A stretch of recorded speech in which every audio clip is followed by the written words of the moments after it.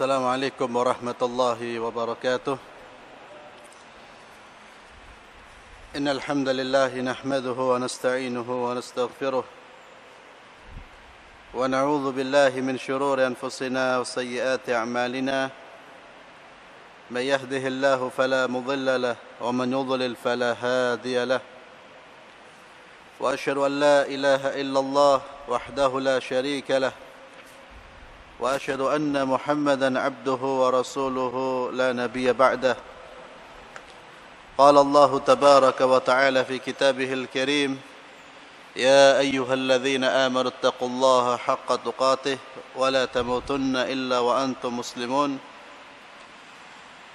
يا أيها الناس اتقوا ربكم الذي خلقكم من نفس واحدة وخلق منها زوجها وبث منهما رجالا كثيرا ونساء واتقوا الله الذي تساءلون به والأرحام إن الله كان عليكم رقيبا.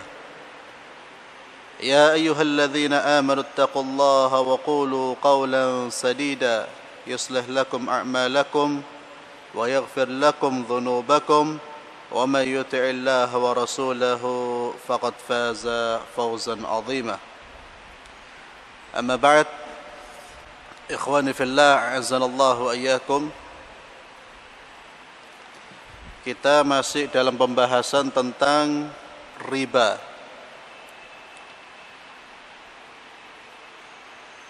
Pada pertemuan yang lalu kita telah mengkaji ayat dan hadis-hadis yang melarang riba, dan kita juga telah dapat menyimpulkan bahwa riba itu termasuk dosa besar. Pelakunya diancam di dunia, diancam dengan kefakiran, dengan hilangnya barokah. Di akhirat diancam dengan azab Allah, dibangkitkan dari kubur seperti orang yang kesurupan. Dan orang yang menghalalkan riba dengan meyakini bahwa riba itu halal, maka dia telah dianggap sebagai orang kafir. Kesepakatan para ulama, siapa yang menghalalkan apa yang diharamkan oleh Allah, atau sebaliknya mengharamkan apa yang dihalalkan, mengharamkan apa yang sudah disepakati kehalalannya, maka dia telah kafir. Kenapa kafir? Karena dia telah mendustakan Allah subhanahu wa ta'ala. Allah mengatakan haram, dia mengatakan tidak halal. Allah mengatakan halal, dia mengatakan tidak haram. Ini dapat membatalkan keimanan dan keislaman seseorang. Jadi kalau dia menghalalkan, kufur, murtad. Tapi kalau tidak menghalalkan riba, dia meyakini riba itu haram, tapi tetap dilakoni, tetap dia mengambil uang riba atau membayar atau bertransaksi dengan sistem riba, maka dia telah melakukan satu perbuatan dosa besar yang dilaknat oleh Allah Subhanahu wa taala, dilaknat oleh Rasulnya Muhammad sallallahu alaihi wasallam. Kemudian seperti yang juga saya jelaskan bahwa riba tidak hanya terdapat di dalam hutang piutang, akan tetapi juga riba terjadi di dalam jual beli. Saya ulang agar kita betul-betul paham tentang definisi riba. Yang saya sampaikan pada minggu yang lalu, karena banyak definisi, tapi definisi ini insyaallah lebih paham atau lebih jelas. Riba adalah pengambilan tambahan baik dalam transaksi jual beli maupun pinjam meminjam secara batil atau bertentangan dengan prinsip muamalah dalam Islam.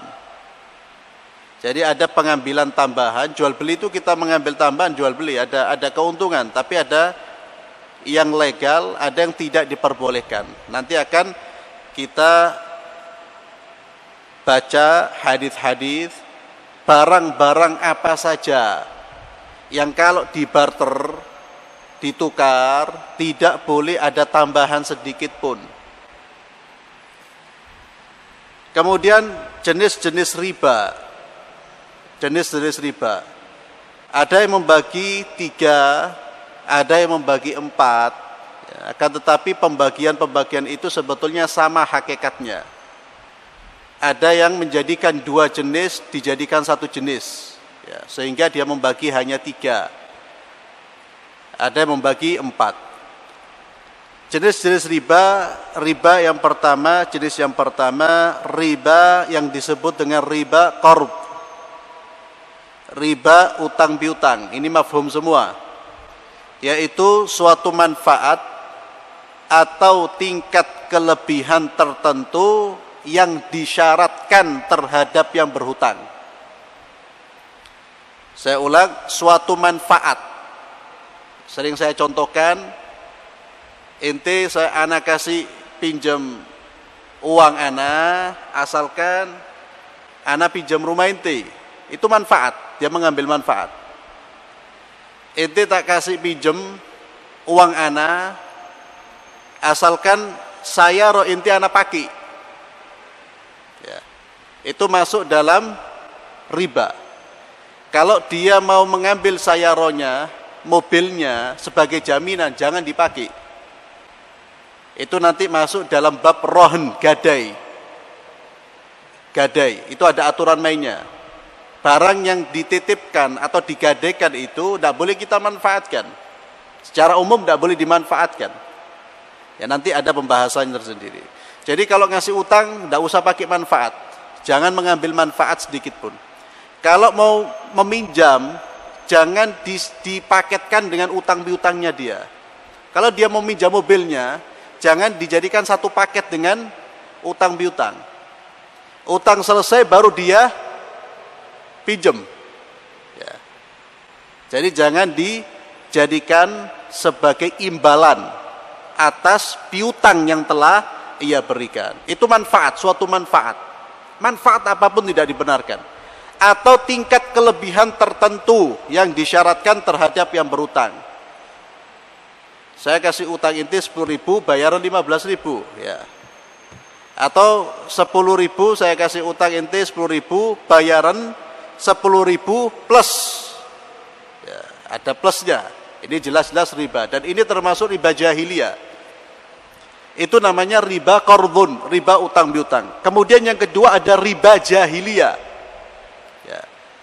Ini lebih spesifik lagi atau lebih dikatakan riba jahiliyah karena ini yang biasa terjadi, yaitu utang dibayar lebih dari pokoknya karena tidak bisa membayar tepat pada waktunya. Utangnya menjadi lebih, dibayar lebih karena apa? Karena penangguhan waktu. Bedanya dengan yang pertama apa? Ada bedanya apa enggak? Ada bedanya dengan yang pertama. Yang pertama sudah jelas. Di awal, ya, tambahan itu sudah disebutkan. Baik dia walaupun dia membayar tepat waktu, tetap ada manfaat, tetap ada tambahan. Kalau yang kedua tidak. Dia harus bayar lebih kalau tidak dibayar sesuai dengan waktunya. Jadi kalau dibayar sesuai dengan waktunya tidak usah lebih. Tapi kalau lebih, kasih uang tambahan. Ini disebut riba jahiliyah. Ini yang dipraktekkan zaman terdahulu seperti itu. Kalau ada tambahan waktu tidak bisa bayar, oke, saya beri tambahan waktu.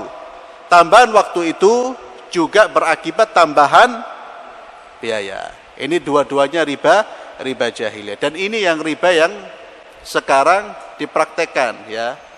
Dalam sistem pengkreditan itu pakai ini. Kalau bayar tepat waktu tidak ada masalah. Kalau bayar tepat waktu tidak ada masalah. Tapi kalau bayarnya telat kena denda. Yaitu sebetulnya sama dengan riba jahiliyah. Biasanya ada yang menggugat, loh kenapa tidak boleh? Kan orang yang memberi pinjaman rugi. Dia rugi waktu. Sekali lagi bahwa pinjam meminjam itu akad sosial, bukan jual beli. Murni membantu. Kalau mau untung, jangan utang piutang. Jangan memberi utangan kalau mau untung. Kecuali dia mau untung di akhirat, ya beri utang. Tapi kalau dia mau untung di dunia, mau dapat materi yang jelas, yang kelihatan, jangan memberi piutang. Ya. Karena ketika kita memberi hutang, itu kita harus tahu.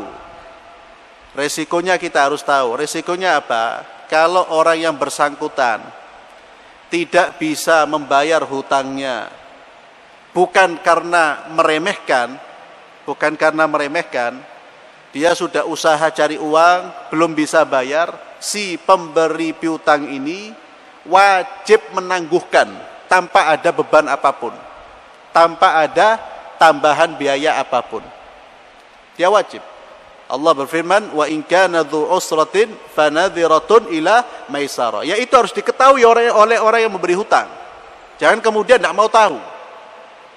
Makanya sekali lagi, kalau tidak mau seperti itu ya jangan ngasih utang. Selesai. Tapi kalau sudah kasih utang, dia harus tahu resikonya. Karena memang ini membantu. Tapi kalau yang dihutangi, dia tidak membayar bukan karena usaha dia atau kerja keras dia atau karena dia sudah berusaha, tapi karena meremehkan, itu bisa diberi hukuman, sanksi. Siapa yang memberi hukuman? Ya pihak berwajib. Ya, dalam sistem pemerintahan Islam seperti itu. Ya. Atau ditekan.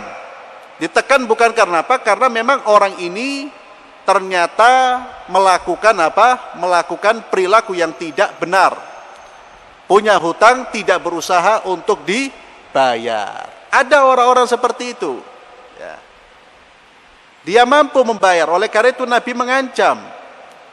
Nabi mengancam orang yang berhutang dan punya niat untuk tidak bayar utangnya. Itu Allah tidak akan membantu. Dan dia dianggap sebagai apa? Sebagai pencuri. Sudah punya niat. Ya, ya maling dia. Apalagi itu kemudian dipraktekkan. Ada uang tidak mau dibayar. Kata Rasulullah, matlul ghani zulmun. Ya. Menunda-nunda pembayaran itu adalah kezaliman. Ada fulus, ada uang dia, ditunda. Ya. Atau dibelikan sesuatu yang sebetulnya bukan kebutuhan pokok. Padahal dia harus membayar. Zalim orang ini. Orang yang zalim harus ditekan. Dia wajib diberi sanksi. Karena dia telah melakukan kezaliman. Berbeda dengan orang yang sudah usaha mati-matian. Dia usaha sana sini belum bisa. Yang memberi utang wajib ngasih waktu, tangguhan waktu. Kemudian jenis riba yang ketiga adalah riba fadl. Riba fadl yaitu pertukaran antar barang sejenis dengan kadar atau takaran yang berbeda, sedangkan barang yang dipertukarkan itu termasuk dalam barang ribawi. Pertukaran antar barang sejenis dengan kadar atau takaran yang berbeda, sedangkan barang yang dipertukarkan itu termasuk dalam barang ribawi. Jadi ada barang atau komoditi, barang yang disebut dengan barang-barang ribawi. Barang-barang ribawi itu apa saja? Nanti kita baca hadisnya, yaitu alat tukar, emas dan perak, kemudian alat tukar, uang, mata uang, baik bentuknya rupiah, dolar. Kemudian makanan pokok atau makanan. Nanti dalam proses barter, tukar menukar antara barang-barang itu ada aturannya. Ada aturannya. Seperti kalau emas dengan emas, ya, itu sejenis. Emas dan emas itu sejenis. Maka tidak boleh ada selisih dalam hal timbangannya. Kalau 10 gramnya ditukar dengan 10 gram. Beras dengan beras. Sejenis. Tidak boleh ada kelebihan. 10 kilo ya dengan 10 kilo. Ya. Itu namanya riba fadl. Kemudian yang keempat adalah riba nasi'ah, yaitu penangguhan atau penyerahan penerimaan barang ribawi yang dipertukarkan dengan jenis barang ribawi lainnya. Riba dalam nasi'ah muncul karena adanya perbedaan, perubahan tambahan antara yang diserahkan saat ini dan yang diserahkan pembagiannya. Jenis-jenis riba ini mari kita baca dalil-dalilnya. Jadi ini yang pertama yang perlu kita ketahui, tidak hanya dalam urusan utang piutang, tapi juga masalah jual beli pun ada, atau barter barang pun ada, ada unsur ribanya. Hadis yang pertama tentang jenis riba. An Abi Sa'id Al-Khudri radhiyallahu taala anhu anna Rasulullah sallallahu alaihi wasallam qala la tabi'u adh-dhahaba bidh-dhahabi illa mithlan bimithlin wa la tushiffu ba'daha ala ba'din wa la tabi'u al-wariqa bil-wariqi illa mithlan bimithlin ولا تشف بعضها على بعض ولا تبيع منها غائبا بناجس متفق عليه. Sabda beliau sallallahu alaihi wa ala alihi wasallam, janganlah kalian menjual emas dengan emas illa mithlan bimithlin, kecuali beratnya itu sama, timbangannya itu sama. Jelas ya. Tidak boleh lebih sedikit pun. Wala tushiffu ba'daha ala ba'din. Dipertegas oleh Rasulullah sallallahu alaihi wasallam, janganlah kalian melebihkan sebagian atas lainnya. Ini penjelasan atau penguatan terhadap mithlan bimithlin, harus sama itu. Kata Nabi jangan dilebihkan. Begitu juga wala tabi'ul wariqah bil wariqi illa mithlan bimithlin wala tushiffu ba'daha ala ba'din. Janganlah kamu menjual perak dengan perak kecuali mithlan bimithlin, timbangannya sama. Janganlah kamu melebihkan sebagian atas sebagian yang lain.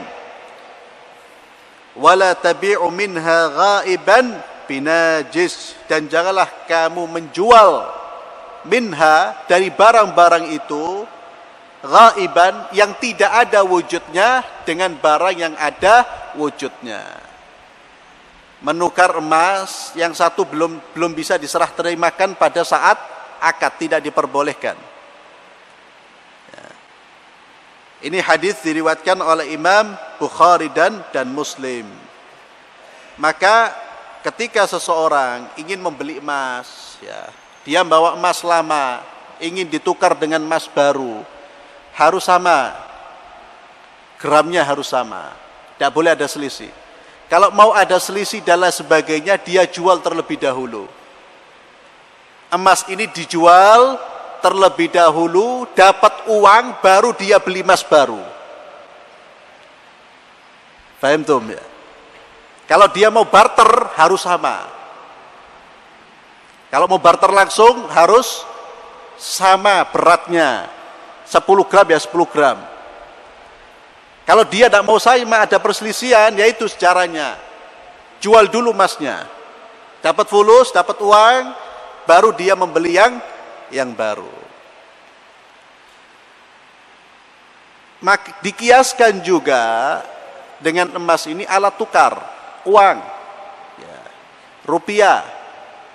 Kalau rupiah dengan rupiah tidak boleh ada selisih. Saya tukar uang rupiah 100.000, woto 100.000 satu lembar. Saya pengen tukar recehan 100.000 tapi recehan. Saya nyerahkan 100.000, dikasih uang 99.000. Boleh apa enggak? Tidak boleh. Harus mithlan bimithlin. Harus mithlan bimithlin. Karena sama-sama rupiah.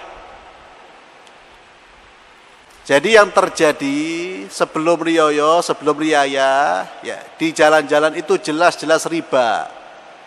Jangan pernah menukar dengan cara seperti itu. Ya. Apalagi kebutuhan tidak mendesak. Ada orang yang beranggapan ini kebutuhan mendesak. Apa kebutuhan itu mendesak? Itu mau mati, enggak. Anda mau bagi-bagi fulus, susah. Anda mau cari uang recehan itu susah. Ya akhi, bagi-bagi fulus bukan hal yang mendesak. Darurat itu kalau itu tidak lakukan mati. Atau anggota tubuhnya rusak. Ya. Tapi kalau cuma itu bisa diakali. Dulu gak ada seperti itu, orang tetap bisa memberi kok. Ini kenapa? Dalilnya mana ini jelas, hadis Rasulullah SAW. Dan para ulama sudah mengkiaskan. Ya. Jadi jangan cari jalan untuk mengharamkan apa yang dihalalkan oleh Allah. Itu kalau sama, jenisnya sama, emas dengan emas, perak dengan perak harus sama. Tapi kalau masih dalam satu kategori, yaitu alat tukar, tapi berbeda jenis, boleh ada selisih asalkan dibayar di tempat. Dua-duanya dibayar kontan di tempat. Saya tukar rupiah dengan dolar. Tidak mungkin $1 dengan $1 tidak mungkin. $100 dengan $100.000 tidak mungkin. Ya. Pasti ada selisih. Dolar rupiah beda. Diperbolehkan. Asalkan dibayar kontan, sama-sama kontan. Serah terimahnya pada akad pada saat itu. Ini yang kemudian tukar mata uang. Ya. Ini diperbolehkan. Tapi kalau satu jenis, satu kategori, sama-sama mata uang dan satu jenis, tidak boleh ada selisih. Rupiah dengan rupiah harus sama. Dolar dengan dolar harus sama. Tapi ketika dolar dengan rupiah, walaupun satu kategorinya apa? Sama-sama alat tukar, tapi berbeda jenis, maka boleh ada selisih nilai asalkan dibayar asalkan diserah terimakan pada saat akad. Ini yang kata Rasulullah, wala tabi'u minha ghaiban binajis. Janganlah kamu menjual yang gaib, yang gak ada wujudnya dengan sesuatu yang ada. Dan ini khusus barang-barang ribawi ya. Emas dan perak. Kalau dalam hadis ini yang disebutkan hanya emas dan perak. Hadis diriwayatkan oleh Imam Bukhari dan Muslim. Hadis berikutnya dari Ubadah bin Samit radhiyallahu taala anhu, beliau berkata, bersabda Rasulullah sallallahu alaihi wasallam, "Adz-dzahabu bidz-dzahabi." Emas ditukar dengan emas. Wal fiddatu bil fiddati. Perak ditukar dengan perak. Wal burru bil burri. Gandum dengan gandum. Wasyairu bis syairi. Syair itu juga sama, gandum. Ya, cuma beda jenis, ya, ini sama-sama gandum. Gandum dengan gandum, syair dengan syair. Wat tamru bit tamri. Kurma ditukar dengan kurma. Wal milhu bil milhi. Garam ditukar dengan garam. Bagaimana cara penukarannya? Karena kalau barang-barang itu sama, jenisnya sama, mithlan bimithlin, takarannya, timbangannya harus sama. Semua itu harus sama. Kalau emas dengan emas ya sama timbangannya. Kalau perak dengan perak ya sama, mithlan bimithlin. Ya. Sawaan bisawain. Sawa, ya. Sawa itu bukan bahasa di sana. Ya. Sawa intih lah. Sawa itu artinya sama. Sawaan bisawain. Harus sama. Tidak boleh ada perbedaan dalam timbangan atau takaran. Yadan biyadin. Harus sama-sama diserah terimakan di tempat akad. Fahimtum? Fa'idha ikhtalafat hadhil asnaf fabi'u kaifa syi'tum. Kalau jenisnya berbeda, kata Nabi, jualah sekehendak kalian, idza kana yadan biyadin, kalau diserah terimakan di tempat. Jadi masih satu kategori tapi jenisnya berbeda, seperti tadi. Umpamanya emas dengan perak, boleh ada selisih. Boleh selisih, ada selisih timbangan boleh, asalkan diserah terimakan di tempat. Tadi seperti yang saya contohkan, rupiah dengan dolar, rupiah dengan real. Ya. Kalau kita tukar uang, jangan pakai den. Anak bayar rupiah, nanti realnya nanti malam itu kirim. Lah, tidak boleh. Hari itu juga, pada saat itu juga. Ya. Ini kata Rasulullah, فَإِذَا اخْتَلَفَتْ, kalau berbeda jenisnya, فَبِعُوا كَيْفَ شِئْتُمْ. Ya. فَبِعُوا kaifa syi'tum.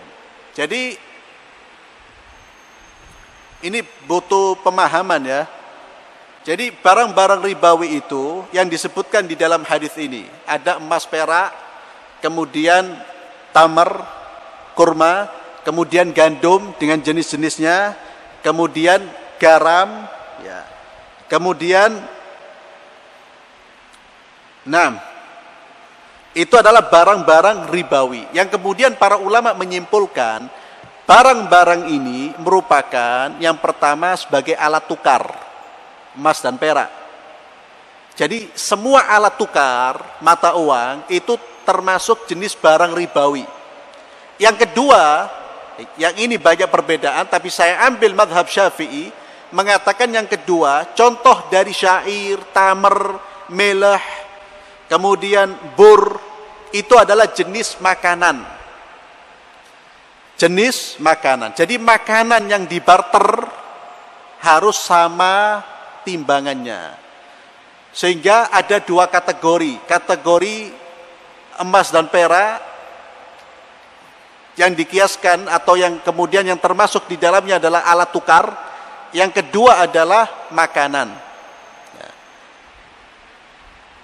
Kalau sama jenisnya, satu kategori sama jenisnya, syaratnya timbangannya harus sama, harus diserah terimakan di tempat. Kalau satu kategori tapi jenisnya berbeda, boleh ada selisih nilai, tapi harus diserah terimakan di tempat. Kalau berbeda kategori dan berbeda jenis, terserah proses jual belinya. Contohnya apa?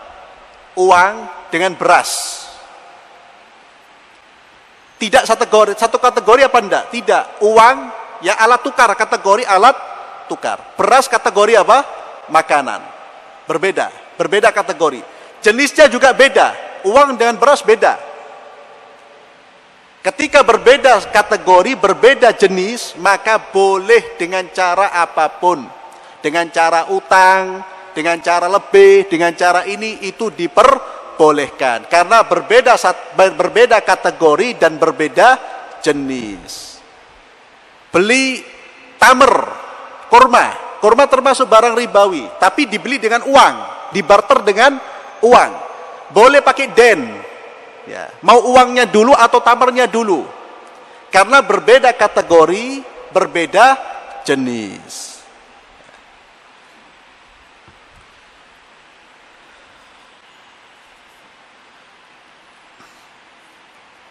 Kemudian dari Abu Hurairah radhiyallahu taala anhu, beliau berkata, bersabda Rasulullah SAW, "Az-zahabu bil-zahabi." Emas dengan emas, kata Nabi. Emas ditukar dengan emas, waznan biwazdin. Timbangannya harus sama. Mithlan bimithlin. Ya. Jadi sama, harus sama. Begitu juga kata Nabi, wal fiddatu bil fiddati. Perak dengan perak, waznan biwaznin, timbangannya sama, mithlan bimithlin. Faman zad, kata Rasulullah, siapa yang menambah, awistazad, atau meminta tambah, 10 gram emas, minta tambah dia, itu tukar dengan 11, fahuwa riba, maka itu adalah riba. Hadis ini diriwayatkan oleh Imam Muslim.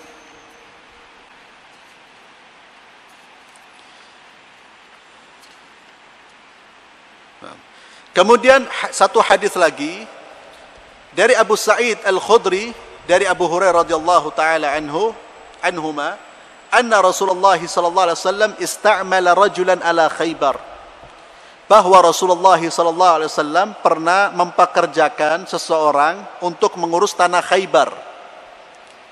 Faja'ahu bitamrin janib.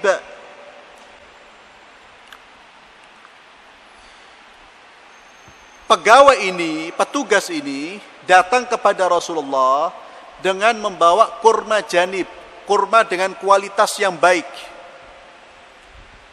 Kurma termasuk barang ribawi. Faqala Rasulullah sallallahu alaihi wasallam, maka Rasulullah pun bersabda, "Akullu tamri Khaybar hakadha?" Apakah kurma di tanah garapanmu itu semuanya seperti ini? Kualitasnya seperti ini? Dia mengatakan, la wallahi ya Rasulullah, tidak sama ya Rasulullah. Lalu dia mengatakan, inna lanakhudha as-sa'a min hadha bis-sa'ain wath-thalatha. Ya Rasulullah, sesungguhnya kami mengambil kurma yang berkualitas baik, ya, kami mengambil 1 sa', ukuran 1 sa', kurma yang berkualitas baik ini dengan kami tukarkan kurma sebanyak 2 sa', tapi kualitasnya tidak baik. Faham ya? Jadi dia mengambil 1 sa' kurma yang baik kualitasnya, ditukar dengan 2 sa'. Berbeda apa? Takaran, timbangan. Dan kurma termasuk jenis barang ribawi. Wath-thalatha. Faqala Rasulullah sallallahu alaihi wasallam, maka ketika Rasulullah mendengarkan penjelasan tersebut, beliau berkata, la taf'al. Jangan kamu lakukan.